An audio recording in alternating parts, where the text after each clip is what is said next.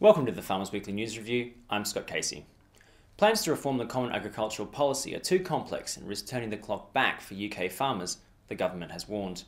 Farm Minister Jim Pace said plans due to be unveiled by Europe next week needed to be simplified if the industry was to become more competitive and increase food production. In a damning criticism of Europe's Farming Commissioner, Mr Pace said Dutch and Chilosh seemed intent on returning to the past. A north-south weather divide has brought contrasting challenges to farms across the UK. The Environment Agency said Lincolnshire, Cambridgeshire, parts of Bedfordshire, Northamptonshire and West Norfolk were still in drought.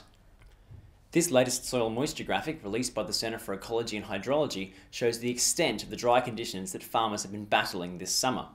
According to Met Office figures, East Anglia had the least amount of rainfall in September, while the Midlands had 55% of its monthly average. But in the north, Scotland was the wettest region with 131% of its monthly average.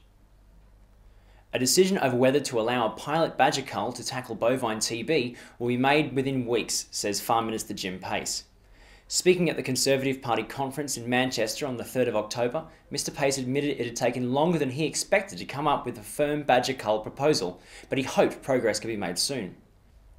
NFU President Peter Kendall thanked Mr Pace for the government's commitment to tackling bovine TB and its courage to propose a cull, but warned the industry had to play its part in securing a positive outcome in the badger debate.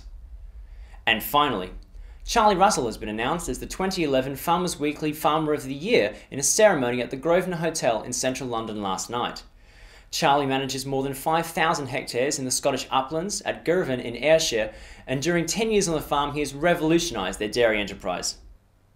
DEFRA Secretary Caroline Spellman presented Charlie with his trophy, lauding him for encouraging the next generation into farming and making the most of the operation he manages.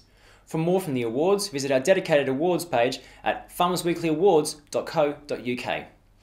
That's all for this week, but for all your news, views, videos and pictures, visit fwi.co.uk.